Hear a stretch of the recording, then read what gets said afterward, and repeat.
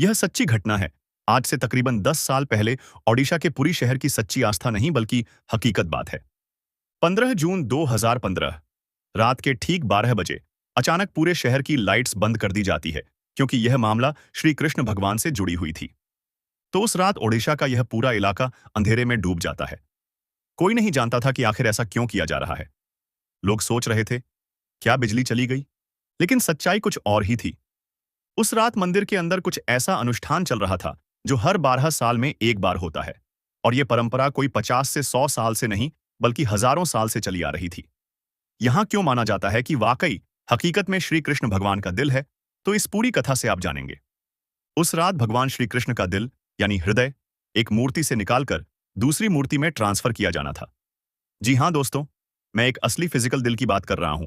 यहां कोई मैं स्पिरिचुअल या फिर किसी तरह के अंधविश्वास वाले दिल की बात नहीं कर रहा हूं, बल्कि एक ऐसा दिल जो कि पिछले 5000 सालों से प्रिजर्व करके रखा गया है।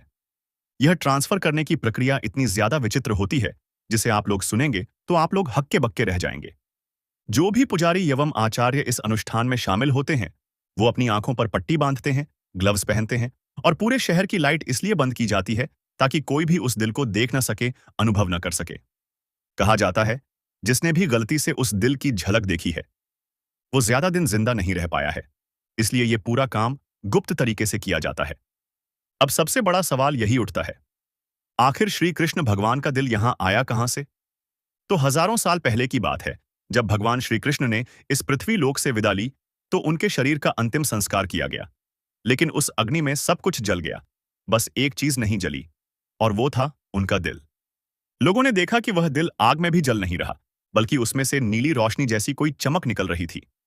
वो धीरे धीरे धड़क भी रहा था, जैसे किसी जीवित इंसान का दिल हो। पर वह दिल था धातु जैसा कठोर, और उसकी सतह पर बारीक बारीक नक्काशी जैसे चिन्ह बने थे। अब जरा सोचिए, उस जमाने में या आज भी, जहां आग से जलना ही अंतिम सत्य था और है, वहां किसी का दिल किसी डायमंड या धातु की तरह चमकते हुए मिल जाए, तो हर किसी के लिए किसी अजूबा से कम नहीं था। कहते हैं, उस वक्त वहां एक शिकारी मौजूद था। उसी शिकारी ने अनजाने में भगवान श्री कृष्ण को तीर मारा था। वो बेहद पछताया, रोया, पर अब कुछ बदल नहीं सकता था। जब उसने उस अद्भुत दिल को देखा, तो उसकी धड़कनें तेज हो गईं।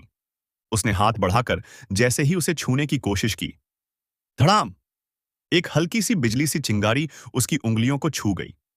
वो पीछे हट गया, लेकिन डर के साथ साथ उसके अंदर एक अजीब सी लालच और जिज्ञासा भी जाग उठी।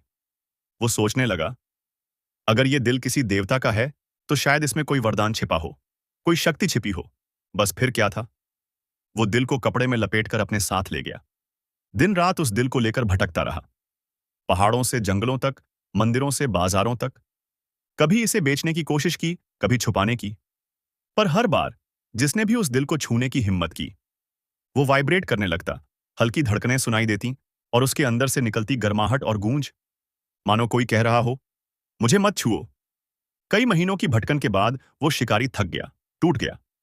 कहते हैं, उसने आखिरी बार आसमान की तरफ देखा और बोला, हे कृष्ण, मैं इस दिल का भार नहीं सह सकता, आप खुद तय करें इसका स्थान।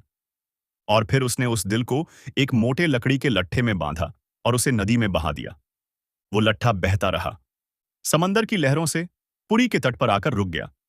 अब असली मोड़ यहीं से शुरू होता है। पुरी के राजा ने एक सुबह सपना देखा कि समुद्र किनारे एक दिव्य लकड़ी का लट्ठा पड़ा है, जिसके अंदर एक दैवीय शक्ति छिपी हुई है। अगले ही दिन जब उन्होंने वहां जाकर देखा, तो सच में वही लट्ठा वहां था। कहते हैं, जैसे ही उस लट्ठे को छूने की कोशिश की गई, वो हल्का हल्का वाइब्रेट करने लगा। राजा समझ गए, ये कोई साधारण चीज नहीं है। फिर कुछ दिनों बाद एक दिव्य संकेत मिला, इस लकड़ी में मेरा दिल है, मेरे लिए एक घर बनाओ। और वहीं से शुरू हुई जगन्नाथ मंदिर की नींव। राजा ने आदेश दिया, इस दिल को धातु की मूर्ति में नहीं, बल्कि लकड़ी की मूर्ति में रखा जाएगा। क्योंकि जब भी उस दिल को किसी धातु से छुआ जाता था, वो तेजी से हिलता था और झटका देता था। लोग कहते हैं, उसमें बिजली दौड़ती है, पर वो बिजली नहीं, बल्कि श्री कृष्ण की दिव्यता है। इसलिए उसे रखा गया लकड़ी की मूर्ति के अंदर, जहां वो आज भी मौजूद है। क्योंकि लकड़ी पुरानी हो जाती है, इसलिए हर बार नई मूर्ति बनती है। वो दिल उसमें गुप्त अनुष्ठान के जरिए ट्रांसफर किया जाता है, और तब पूरी शहर की लाइट्स बंद कर दी जाती हैं। क्योंकि कोई भी, यहां तक कि पुजारी भी, उस दिल को अपनी आंखों से नहीं देख सकता। ऐसा कहा जाता है, अगर किसी ने देखा तो अगले ही पल उसकी सांसें थम जाती हैं या बस 1 से 2 महीने का ही मेहमान रहता है। हर 12 साल में जब पुरानी मूर्ति कमजोर हो जाती है तो उस रहस्यमयी दिल को सावधानी से नई मूर्ति में ट्रांसफर किया जाता है। इसी प्रक्रिया को कहते हैं नबक लेबर। कई शोधकर्ता और साइंटिस्ट यही मानते हैं कि वो दिल अष्टधातु से बना है, जिसमें कोई अजीब सी एनर्जी या वाइब्रेशन होती है। वहीं कुछ का कहना है वो कोई मेटल नहीं बल्कि भगवान श्री कृष्ण की दिव्य चेतना का रूप है। ये कितनी बड़ी चीज है आप इससे समझिए। एक बहुत बड़ी अमेरिकी यूनिवर्सिटी है, MIT। उस यूनिवर्सिटी के वैज्ञानिक आज भी कोशिश कर रहे हैं उसे तरह के हार्ट बनाने का। मतलब ऐसा आर्टिफिशियल हार्ट जो इंसान की मृत्यु के बाद शरीर में लगाकर उसे दोबारा जीवित रखा जा सके। और सोचिए, ऐसी टेक्नोलॉजी का जिक्र तो हजारों साल पहले हमारे धर्म ग्रंथों में भी मिल जाता है। भगवान बलराम को ही लीजिए, कहा जाता है कि वे एक तरह से टेस्ट ट्यूब चाइल्ड थे। महाभारत के कई योद्धा भी ऐसे ही जन्मे थे। यानी वो जमाना जब हम आज की विज्ञान को आधुनिक कहते हैं, उस दौर में एडवांस टेक्नोलॉजी किसी न किसी रूप में मौजूद थी जो आज के मॉडर्न टेक्नोलॉजी से कई गुना ज्यादा ताकतवर थी। अब ये बात विज्ञान की है या आस्था की, ये तो नासा भी नहीं जानता। पर इतना जरूर है कि पुरी का ये रहस्य आज तक कोई पूरी तरह सुलझा नहीं पाया। अगर आपको यह वीडियो पसंद आया हो तो लाइक, शेयर और सब्सक्राइब जरूर करें ताकि बाकी लोग भी जान सकें कि हमारी इस धरती पर कितनी प्राचीन और अद्भुत टेक्नोलॉजी पहले से ही मौजूद थी और हमारे ग्रंथ को ही पूरी दुनिया फॉलो करता है। तो आपको क्या लगता है, क्या वो सच में श्री कृष्ण का असली दिल है या फिर कोई ऐसी प्राचीन टेक्नोलॉजी जो हमारी समझ से बहुत आगे थी? कमेंट में बताइए। और वीडियो अच्छा लगा हो तो शेयर जरूर करें, क्योंकि ऐसे रहस्य हर किसी को जानने का मौका मिले।